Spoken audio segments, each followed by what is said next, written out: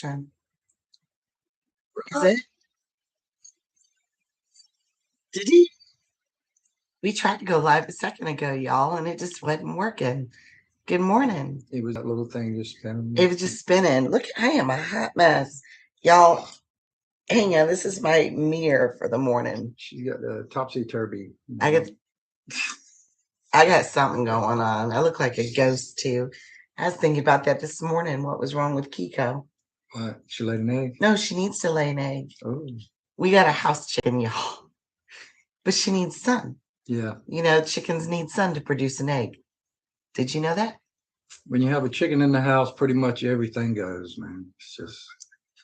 I said something to Timmy the other day about making a mess. Like he didn't take his shoes off for something inside. He goes, "There's a chicken in the There's house." a chicken in the house, Amber. I said, but that doesn't mean you let everything else go just because we have a chicken in the house. Good morning. Do y'all have coffee yet? We're just getting started. We actually took a sip of our coffee before we hit live. You are making a mess. So y'all gonna have to excuse us today if we're coughing and sneezing and hacking. And he has allergies. I've been sick, and someone messaged. Yeah, I've had laryngitis too, of all things. The woman who loves to talk and he can't shut up. I'm saying. My family doesn't mind that I lost my voice. Although I think Timmy gets aggravated because I'm walking around going like this, hitting the table and everything. So he pays attention to what I'm saying because I can't say it. Good times. Well, I know there ain't nobody knocking at the door. I was doing that this morning. I couldn't get his attention. I'm just slamming my hand on the table. But how are you guys doing? This crud, whatever this is, I heard it was going around. You know, school started back and all those kids and their little germs. Yes. Actually, this hit our family before school started back. Lyndon was kind enough to bring it home from church because that's the only place she's been. Then Timmy got it for like that much. And then he said, honey, I love you. I want to give it to you. I want to share everything with you. And here I am. Good morning. So, y'all have your coffee? Has it been raining where y'all are? Where are you guys? Tell me, everybody, tell me where they're from or where they're at. Not where you're from. We've been getting some rain. Where you're from and where you're at are two different things. Excuse me. We always blame the Canadians. That's hilarious. And where do you live? I can't see you right now. Hang on. I was just trying to pull up my chat with my husband. Because my friend's in Wisconsin, and then I have others in northern Michigan, and they're getting tons of smoke from the Canadian fires. All those fires from Canada, you think that place would have burnt down by now? The last couple of years, it's all over. What? I'm not being ugly. I'm just saying they're just nonstop fires. You're surprised. Yeah. Alabama, no rain yet. Honey, you can come get some of ours. Alabama. It's been raining so hard here. We've got mushrooms growing everywhere. I got them growing under my car. There's a big old puffball out there. I saw some other ones in the grass. You can't even mow the grass because it's so, excuse me, dewy. I'm probably coughing right in your ear, y'all. I got my mic right here. I'll cover this up next time. But what? Awesome. And our garden ain't growing good. Too much water. Miami, no rain to talk about. Oh my gosh, girl. And you hot as Hades down there. We're getting ready to be in the 100 heat index again here this week. Not looking forward to it. There'll be some sweating going on around here. Not by me. I'll be at my computer desk with my little fan in my face. Do you want to touch up before we get started? Are we in the hottest part of the summer? August, September for here. For East Tennessee, zone 7B, 7A, August, September. And this is so funny, y'all. Every year, Timmy's in July going, this wasn't bad summer. This is good. We can do this. I'm like, shh. It ain't here yet. I told him that the other day. We were in the pool a week or so ago. He's like, man, this is good. He goes, summer's almost over. I'm like, No, it ain't. that first year, we thought the same thing when we moved from South Carolina. It was in July. And we're like, wow, Tennessee is great. Then August hit in September. Then October hit. It was like one day it was 90, the other day it was 13 degrees. It was crazy.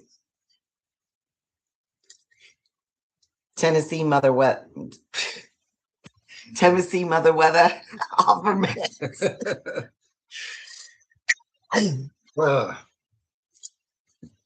Y'all wanted live. Don't do that. Make me cough. Here it is. Yeah. You get the good with the bad. I'm gonna touch up with my It's rough coffee. stuff, man. Do you want to? We Let's actually go have a with a little topic. bit of scripture. Yeah. Do you mind? We got some scripture here.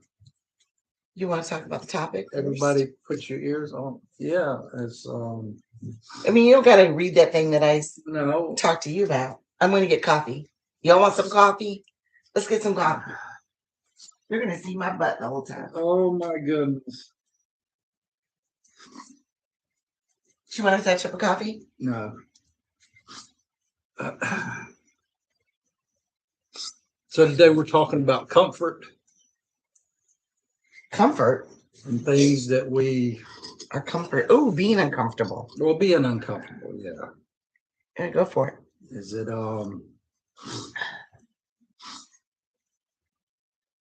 comfort having a cost? Staying comfortable today can create much harder tomorrow than just life. And I think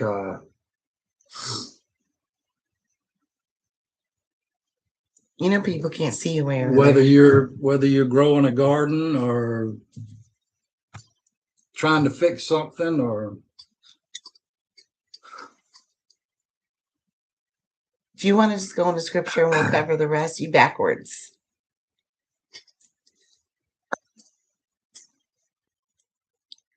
But I love you.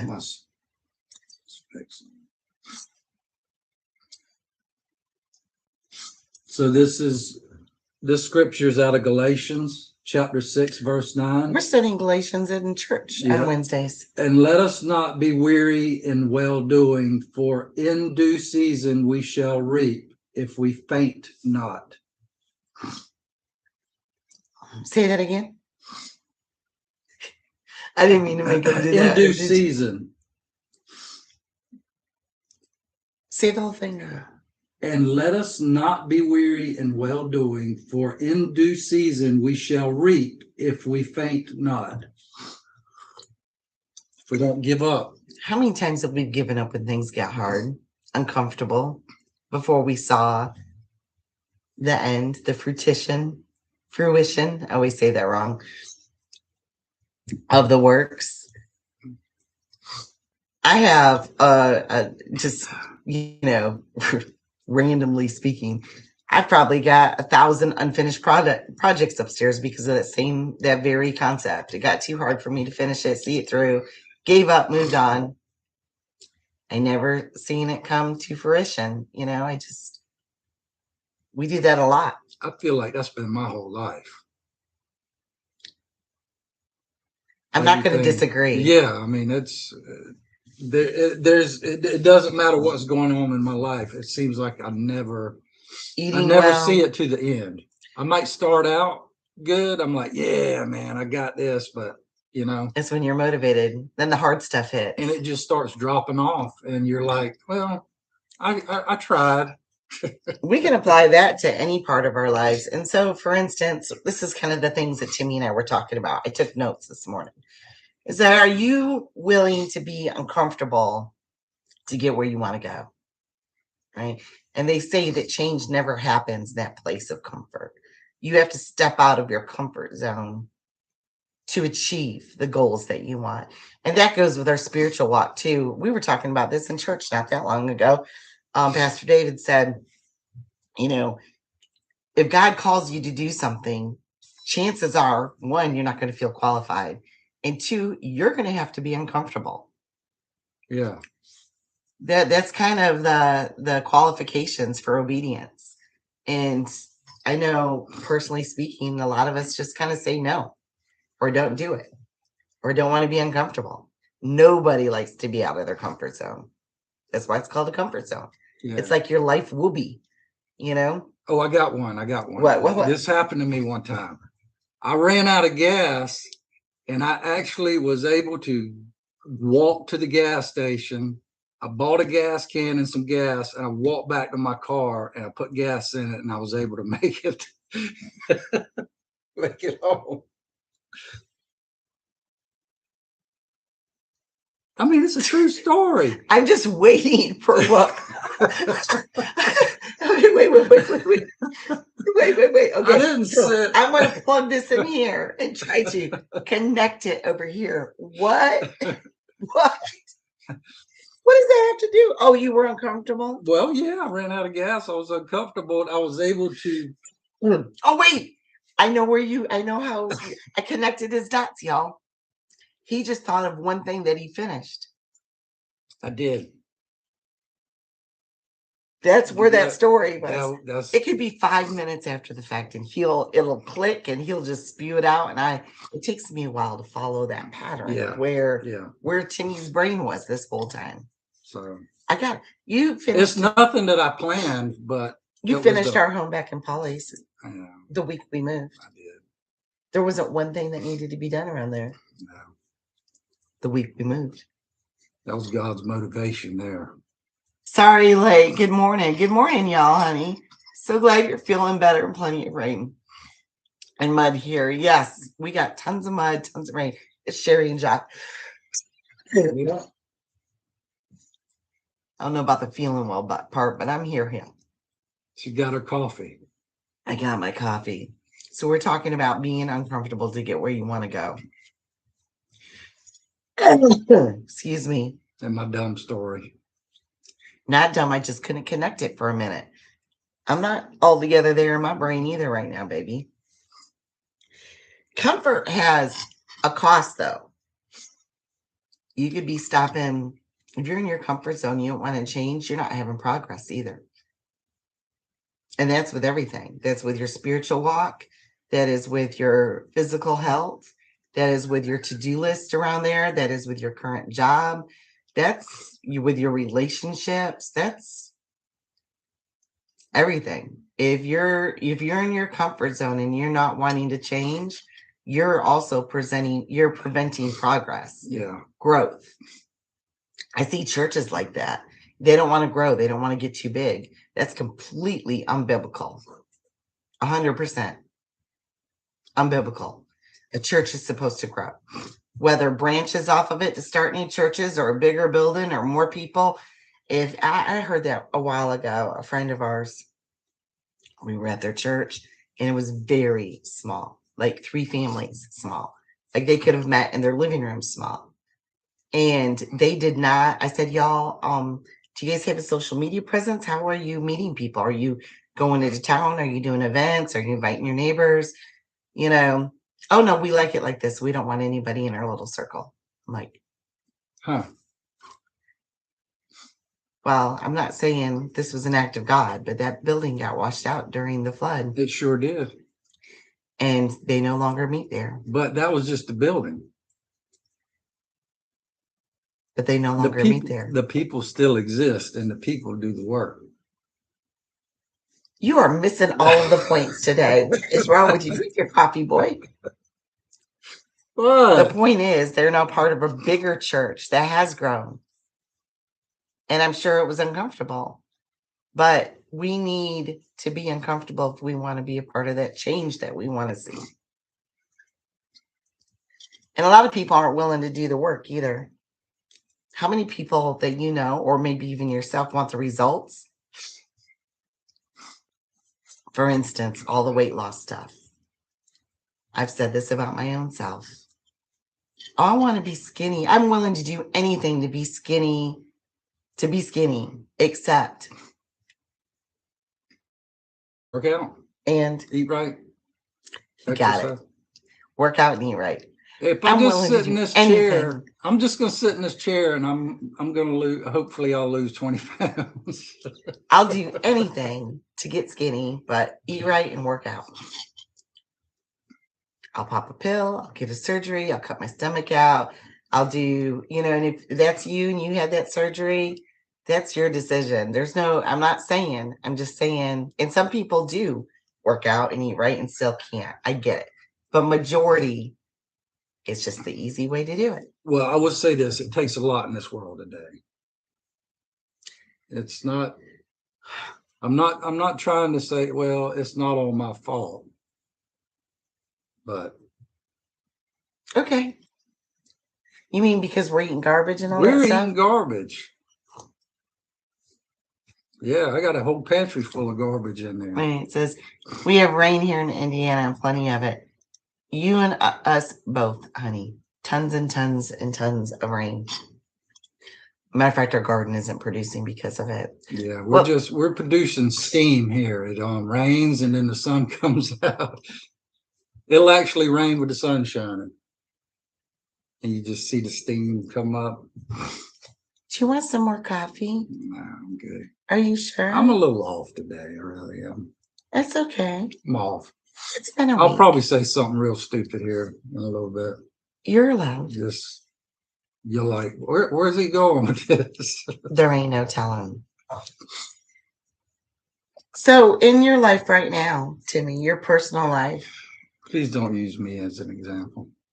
I'm going there. What have you had to step out of your comfort zone in order to achieve the goal that you want to achieve?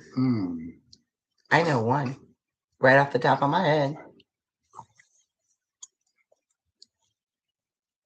Oh, you want to remind me of it? I just know you were up there shaking like a leaf.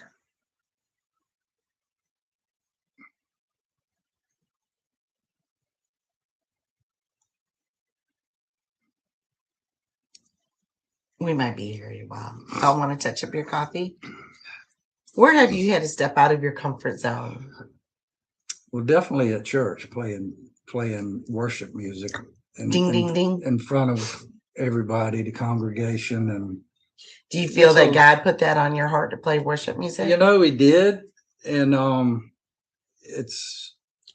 think it's moved me out of my comfort zone and has it's definitely brought me closer to him. I thank him for it because it's helped me grow. And I never want to get complacent because I think that's something that we need to. We need to keep ourselves in check and always be humble. Yeah, be humble. Yeah. But I've seen you up there shaking like a little leaf, just a shaking, nervous as could be, very, very humble, and to be obedient to the calling that he had, and a little encouragement from some people in our congregation. And from that first yes to where you are now, now that that's your family up there, that's your ministry, and I think it's really blessed you. Yes.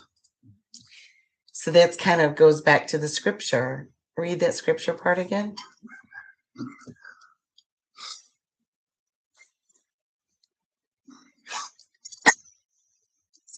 And let us not be weary in well-doing, for in due season we shall reap if we faint not. How many of us get tired before the finish line? And we also, I think us people, us humans, we set a timeline in our head too. Like if we don't reach that goal by that timeline, we're done. Yeah. I have that in this life, in this off-grid life. We have a lot of people that, we want to live like y'all. I'm like, go for it. Oh, but we don't want to give up this, and this. And I'm like, How much money do you have? Oh, well, we're looking for owner financing and we plan on getting a loan and we plan on doing this. And I'm like, oh, and they're so set. It really doesn't matter what I say at that point. If I see it in a person that they're just determined to do it without the sacrifices. And because really, when you get a loan and you get owner financing, you haven't done your due diligence yet. You haven't put in your work, your labor. You just put in a plan and relying on other people's money and everything else to execute that plan. There's not a lot of success rates with a situation like that, and they're not willing to give up their comforts in order to achieve that goal. And that's huge with the off-grid lifestyle. You've got to be willing to be very uncomfortable to cut ties from your reliance on conveniences. Yeah. Yeah. I think we're still learning some of that. Well, I think as time goes on, you get kind of used to your way of making things work, you know. Once you put in your plan, how to do certain things and what to do without it, you just kind of you slowly adapt, and which there might be times in your mind where it pops up and it's like, man, this would be so much easier if I had this. And you know, but I will say this, and my daughter, she said it a long time ago. She said it does give you time to reflect. We're doing things the manual labor way. Yeah, just getting out there. Whether the difference between an axe and a log splitter. Well, and that's why I used to say that about hand washing clothes. Yeah, I love hand washing clothes. Not that I do it all the time, because now the kids go to the laundromat because they need their work uniforms quicker than they have time to wash them on the washboard and wringer. Yeah. But that's my personal worship time. That's my time that yeah allows me to stop what I'm doing and just be with God. Yeah. And it's during that manual labor. Yeah. And I don't know if that's intended, because there are no mistakes, you know. And that's when we're closest to God, when we're working with our hands and we're working with nature and we're slowing down and we have time to reflect. And the convenience of just pushing buttons has stopped all that. It completely removed those moments from our life where we could just be in the moment. And I'm sure that's intentional, the great design to pull us further away from our creator. But that's definitely, you know, just being in the moment allows, and part of that process, it also, to me, it gives me, well, for instance, our water, it gives the whole family a deeper appreciation for the simplicity and for the simple things. Water. How many people go to their faucet, turn it on, let it run till it gets hot or cold or whatever? We've done this in the past when you had a frozen roast and you got to cook it and you forgot to take it out. What do? You put it in the sink, you turn the water on low, and you let it do that until it defrosts, right? And then you cook it. How long is it doing that? How much water are you wasting? Can you imagine? I can't even wrap my head around that now. Because I mean, there was a time when we probably used, 3,000-4,000 gallons of water a month. More than that. Well, just say more than that. Yeah, just according to the laundry and a month. It's now we're like 300. But because we haul every drop. My husband, and we filter every drop, and we collect as much rainwater as we can. And we're very conscious of its value. And, you know, when they say don't cry over spilt milk, I'm seriously like, there's been tears over spilt water. Oh, yeah. I remember driving up the mountain. I guess I didn't close my tailgate on my truck, and that thing popped open, and I had a load of water in the back, and some of my containers slid out. And time is, a full container, when it hits the ground, it just explodes. So That was just, yeah. There's some tears. Yeah. Yeah. Over spilt water. Mm. Because we understand the value of it and we put the work and effort into getting it. But some other, too, I found, and y'all, it's not just the younger generation, it's us too, the older generation, the people that are applying for Social Security that are the same way. We're wanting the reward and the end result without the effort. I've even found that in my digital world, my online business, where people want me to teach them to do my job so they don't have to pay me anymore. That's the greatest thing. I love hearing that. It's just like, because I never would have the, I don't know, say audacity. Or I would never ask somebody that. I would never go to like a hairstylist. Can you just teach me how to do this? I don't have to pay you to support your family anymore. Yeah, that's kind of where it is. And they want me to teach them like within that month. Like I have 2 decades worth of training, paid programs, trial and error, thousands and thousands of hours. And they want me to teach them that month, pay me for the month. And at the end, let me go so they can do what I do. Mm-hmm. Or tell me, oh, I'll just use ChatGPT to do it. That's a good one. And I'm sure they're not doing it intentionally to be ugly, but they're wanting all of these shortcuts. And I honestly, power to them. I'm not going to teach you, but if you want all these shortcuts, I just can't imagine the reward, the end result being as satisfying. Same thing with like growing food, raising livestock, trial and processing error. Your own meat. There's just so many parts in life that you can apply this to. Yeah, I get it. And the reason why the whole topic was on my heart this morning is because I recently took on 2 more jobs. And everyone was like, how can you take on 2 more jobs? Yeah, I got like 6. I have 3 full-time jobs and then a bunch of little part-time clients that I do work for every day. And someone said to me recently, they're like, how? Why are you doing that? You won't have a life. You won't have this. And I said, I have 7 months. I'm going to be uncomfortable, very uncomfortable for 7 months. And at the end of those 7 months, I'm going to have freedom. And so it's worth it for me to trade the hours of my life for that freedom.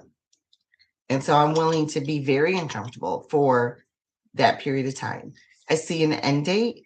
I have a goal. I'm willing to do the work.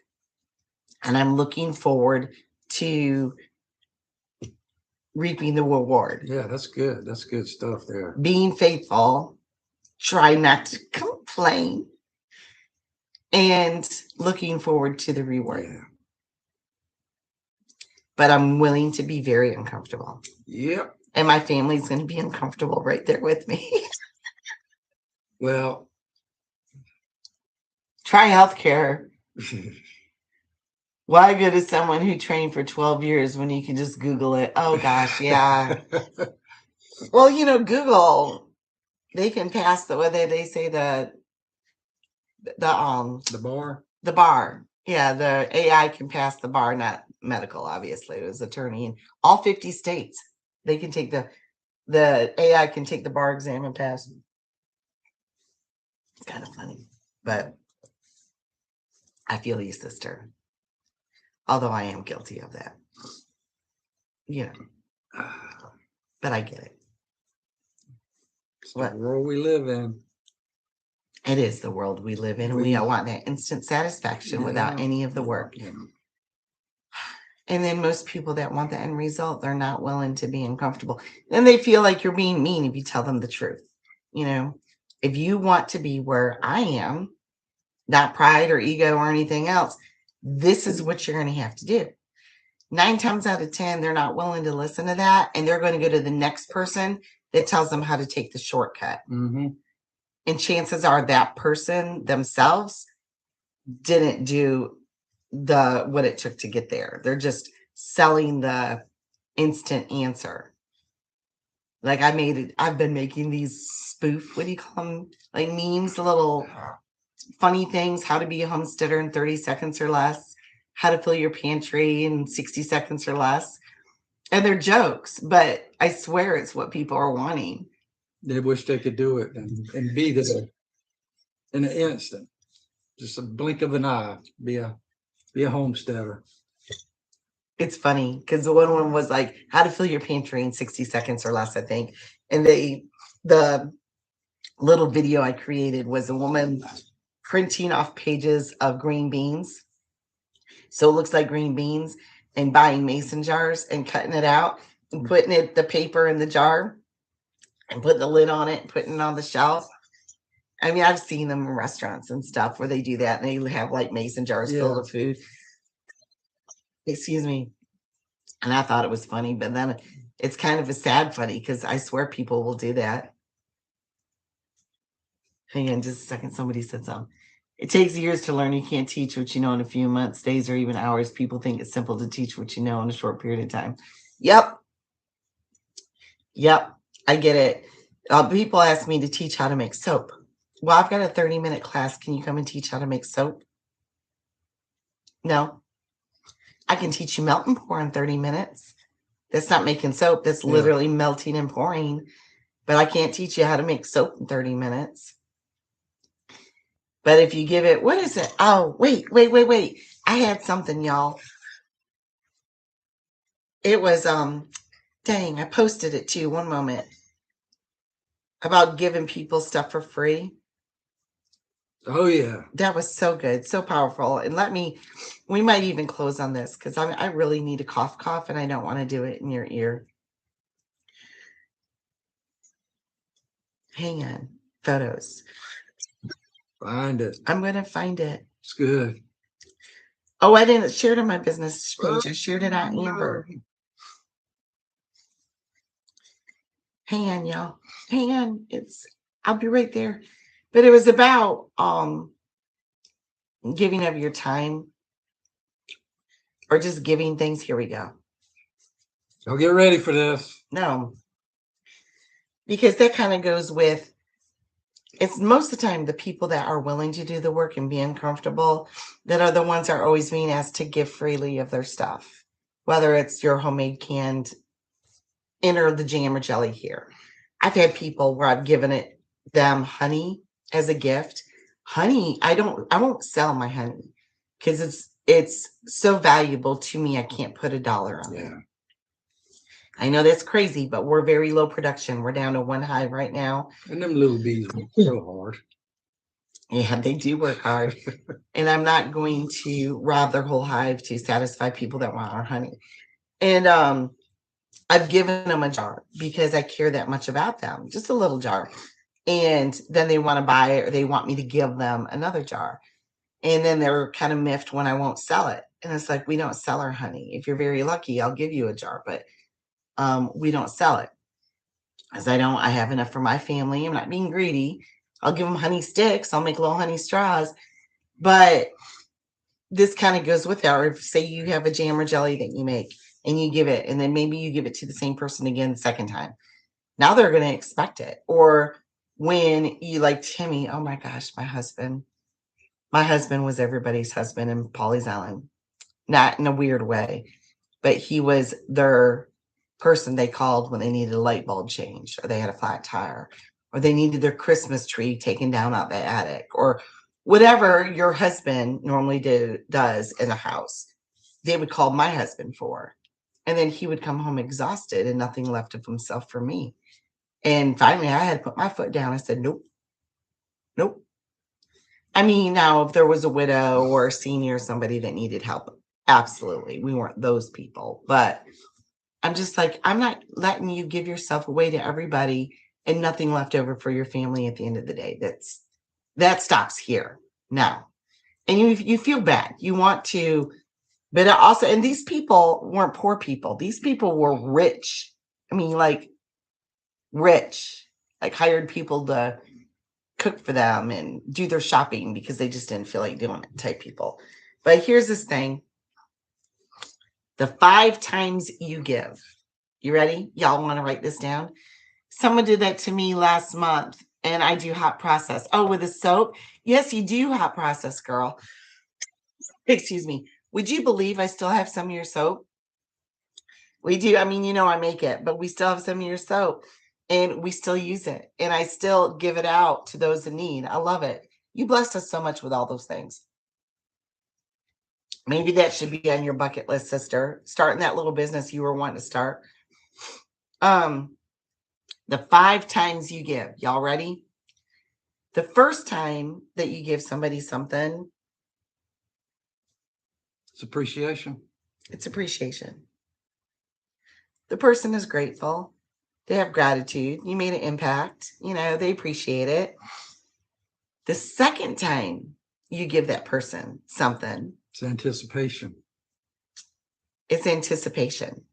They start to look forward to it.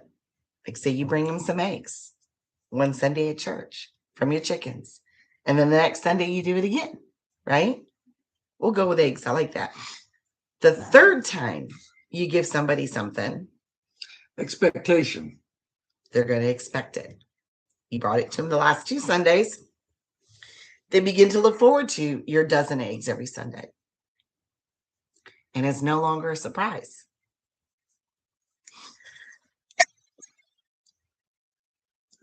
Gotta quit smoking. Just kidding, I don't smoke. The fourth time you give that person something, entitlement. So you show up the 4th Sunday and you bring them a dozen eggs. Now it's entitlement. They feel a sense of entitlement to it. Like, oh, they're your buddy, they're your friend. They must have done something for you to be so generous. Now they feel like they're entitled to those eggs every Sunday. The 5th time you bring them something, dependency. They become dependent on what you're bringing them. So say you brought them a dozen eggs every Sunday, and it's that 5th time. They're no longer buying eggs from the store or the farmer's market because they know that you're going to bring them a dozen eggs every Sunday. Now, say that 6th Sunday, you show up to church and you ain't got no eggs. They feel deprived of something they believed that they deserve, and they've depended on. And they didn't buy eggs this week because they knew that you were going to bring them. They haven't asked you. They haven't offered to pay for it. Or maybe they did offer and you refuse 5 times like a dum-dum. They expect it, so they didn't buy any. And you showed up and you ain't got no eggs. They could be the best person on the pew, and they're going, Amber, where's my eggs that you were supposed to bring me? And then in your head, you're like, supposed to. Well, I didn't buy eggs this week. What am I going to do? I'm cooking for my family when I get home today. I get it. Now they're resenting you. I get it. They're mad. You did something that messed up their plan, and now they got to be uncomfortable and go get their own eggs. So don't be that person that if you've done the hard work and you've seen the race through to the end, and you're the one who's been committed and you were uncomfortable to achieve your goals, don't have those blessings that you received make others become resentful when you stop giving it to them. We're dependent on you. We're not here to fish and feed other people. We're here to teach them how to fish and spread that knowledge to other people. And the same thing with if we're willing to be uncomfortable to achieve our goals. You might see somebody in your life that is going through a process of being uncomfortable because they have goals they want to achieve. Most of those are kind of like financial. They want to be independent. They don't want to have a mortgage. They don't want to yada, yada, yada. And you see them working 3 jobs, 4 jobs, 6 jobs to get there. Sometimes it's not your place to ease their burden. They're being taught lessons right now that they will need. And if you fix whatever that is, you're depleting them of that education and experience. You're hindering them. because we need to be uncomfortable Yeah. to receive that reward. And I know you want to be a good person, and I know you want to help them, and helping people's good, but make sure you are not stepping in the way of God's lesson or life's lesson. Yeah, that's definitely, that's where discernment comes in, and we can't fix everybody. That's not our You can pray for job. them. Yeah, we can pray for them. You can listen to them. You can encourage them. You see them struggling and going through a hard time. You can encourage them. Yeah. We don't know everybody's story. I mean, that's where a lot of times we step in and we mess everything up. Because we want to fix it. We want to help. We think that's what God wants us to do. Yeah.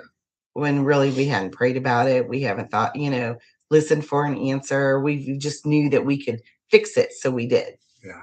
And that's not always the case that we're supposed to do. Oh. Like, I don't want, if someone came in my life right now and offered me all the money to get to where we want to be, which is debt free, I would not take it. Because I'd probably get right back in debt afterwards. Truth be told. If I didn't have to earn my way out of it because I put myself in it, well, what lesson would I learn? And then down the road, you're thinking, it's like, well, I could probably, somebody's going to come along and help me out or save me again, and it's like, so you don't want to be that person. But we got to be willing. If we want the change, we've got to be willing to be very uncomfortable. And I want to change. 7 months. Y'all can mark the calendar. Talk to me in 7 months. See where I'm at. Ooh. How good I did. Yeah. How bad I did. Mm-hmm. But I have faith. I'm going to go because I want to cough. You good? Yeah. Y'all remember that 5 times thing, though, okay? Especially, I know so many of you are so giving. Didn't mean to cut you off. That's all right. No, you're important. I'm good. I'm important. Well, because I know that you guys are giving, because every time we've ever had situation in our lives, whether we were cold, hungry, whatever, during the hurricane, floods, y'all just so generous and just pouring stuff in. Yes. Prayers, finances, crocheted hats, soap. I mean, it's just we have been so blessed, and it's unbelievable. And we pay it forward, nowhere near enough. We're going to continue. But just be careful. Pray about it before you give somebody those eggs. Seriously, pray about it. Say, Lord, who do you want? These eggs are yours. Who do you want them to go to today? Make sure you're not creating a codependency and an expectancy. Right. Just because it's here today doesn't mean it's going to be there tomorrow. Just be thankful. We're not on the same brain today. It's okay. He's got allergy brain. I got sick brain. I thought that was so good. It is good. It's good, honey. And what are you gonna do today? Are you gonna work on the pool? I ain't doing that. Yeah, I'm gonna do something. I need to work at my son's house, and oh yeah, Ashton and Gavin are on a cruise. And floor put in. We've got 15 sheets of plywood that need to go down. And they're heavy. Y'all, real quick. So Gavin and Ashlyn, Daddy and Morgan, and some of Gavin, he works a lot of hours. He worked like 62 hours in 4 days right before they went on the cruise. They're on a cruise with my brother and his wife. God bless them. That's not my thing. You could give me a free cruise and I would let it go. Not my thing. But they've been building an addition. Oh, what is it? 24 by 20? 20 by 24. Yeah. Isn't that the same way as I said it? Yeah, you said 24 by 20. So it's length times width. Anyhow, it's an addition, and it's a big living room and 2 bedrooms for future littles. And it's been a very long process. And so they're on a cruise, and it doesn't have a floor inside, and it didn't have insulation. So I asked Daddy, Timmy, I said, when they're gone on their cruise, can we just do this and be done with it? And so that's where we're at right now. Timmy's and it's going to be 100 degrees today. And they have less, they're more off grid than we are. They don't have a power source up there other than a generator. So that's what you're working on, right? Yeah, I probably might take a dip in the pool. But once they have their floor down, and y'all, plywood's expensive right now. If you're doing It's building, $41 a sheet. Yeah, it's expensive. $41. Insulation was expensive. The insulation for the floor alone. Holy guacamole, it'd be cheaper to raise sheep and cut their wool. That's a really good idea, by the way, y'all. If you raise sheep, I'm sure you thought of it. People buy wool for insulation. It's nice. Yeah. It's expensive, but it's nice. I don't know the schematics of it, y'all, because I don't raise sheep. I've gotten bags of sheep's wool before for, turning into yarn and stuff, but I would love to have it as insulation in my walls. And then you're doing that, and then will that be it? Yeah, that'll probably be it. And then we can get back to our stuff. Lyndon's got a dance tonight. Lyndon has to dance with a homeschool co-op. Lyndon's amazing, y'all. I mean, everybody's kids are amazing, and I mean, they're not without fault. They screw up, but Lyndon is an amazing human being. She's very, she's just, I don't know, she's beyond her years. I enjoy hanging out with her. And I hope that she meets some new friends tonight. It's a homeschool co-op thing, and it's kind of a distance, but she's going to go to that. Yeah. What else? Morgan's painting the cabin, the little log cabin that she lives in down in the holler. Well, it's her. I mean, it belongs to us. Our name's on the deed, but it's her cabin. And she painted it. I have to say, it was a little red cabin. It's adorable. If you've never seen it, it's what we all lived in when we first moved here. It's like 500 square foot. And it was red, barn red. It's a little log cabin. And she showed me the paint, and it was like baby poop green. And I was like, I didn't say no. I'm like, oh, nice. And then I was like, at least it's not purple or pink. It's her place. She knew what she wants. But she painted it, and I love it. It blends in right with nature. It's beautiful. I'll have to get a picture and share it with y'all. So that's what she's finishing and working on. What else? Anything else? Those are updates. Cool. I have no garden update. The rain is killing. I think I went out the other day and got a couple of beans. No garden update.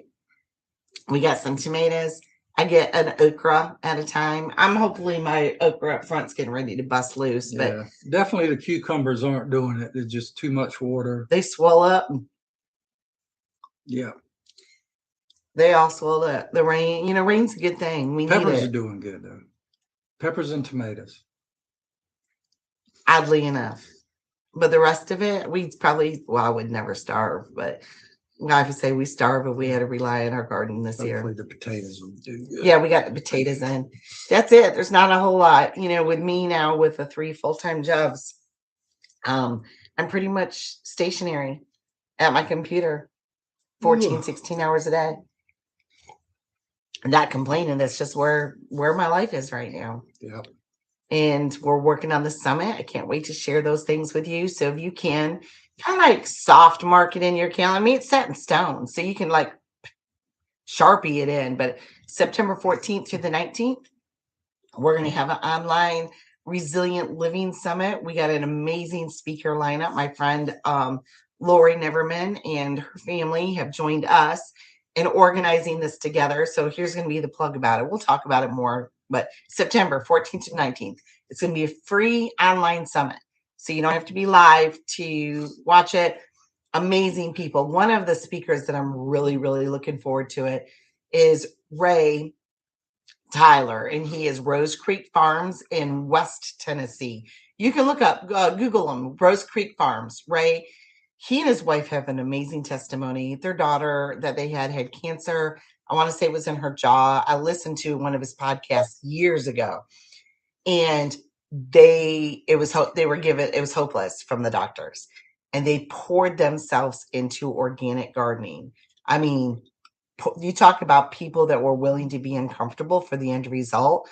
Their daughter completely went in remission, and they turned it into a very lucrative business with market farming, meaning they sell to farmers markets.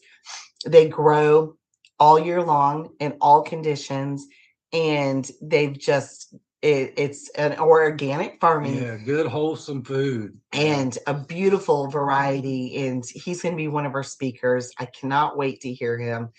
And if you want to, and he grows, like I said, all year long. So he does high tunnels and stuff.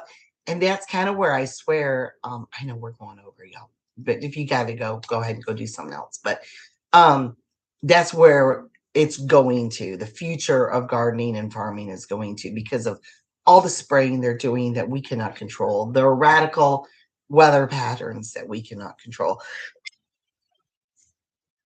Excuse me. If you can produce food in a controlled environment where all of those things don't have a huge impact, I think that is the direction our food production is going, unfortunately. Yep. But I'd like to have one. A garden? A high tunnel. We can have a high tunnel. Just walk in that door and smell all of that organic matter and the greenage and just the greenage. Ooh. The greenage. Nice kale soup. I do love that smell. You guys, if you've ever gardened or walked into nursery, you know exactly what he's talking about. And so yeah, I'm looking, and he'll be September 14th through 19th, the Resilient Living Summit. Make sure that you register when you go to register, that you register for ours. Make sure you see my name on it somewhere or my face, because one of my former clients who was invited to be a speaker to the summit decided she wanted to host her own summit using one of our speakers the exact same week. I'm sure it was an accident. Of course. But yeah, make sure you see my face, my name, or something on it when you go to register. Hang on. We moved all our tomato production into a greenhouse. Awesome crop. Hey, girl, I don't even know. Oh, okay. Do me a favor. Share a picture with me. I don't care if you want to. You can message it to me, 865-599-9959. Or here. I'd love to see your setup. Love to see your setup. And that is the direction that we'll probably go in the future. I think this will be a really good topic for us to talk about maybe next week if it's on our heart, because we're going to actually tear down our greenhouse. Did y'all wait? Let me see if I can show you real quick. Wrote some tomatoes. You know the one. If you watched Homestead Rescue, you've seen it, and it's adorable. I actually love the greenhouse. Here we go. Oh, there it is. Yep. Look at there. Look at there. There. Do you see it? The greenhouse? The one, it's beautiful with all the windows and the logs, and Marty Rainey and his crew built it. Yeah, it's gorgeous. We're tearing it down. Go use that thing for firewood. Stay warm this winter. We'll tell you. Well, we'll discuss this more in the future. I wish we didn't. I wish we wouldn't, but it needs to come down. And that kind of goes into one of our other talks that we had. Sorry, y'all, my voice is headed up. Where you got to figure out what's working and what's not. That's right. And if it's not working and it's not benefiting your homestead, time to get rid of it. All right, y'all. Power's getting ready to cow. Perfect timing. We love you guys. Thank you. Thanks for watching. Putting up with him. Sorry if I said anything stupid.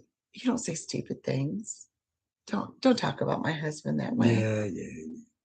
Bye. Bye.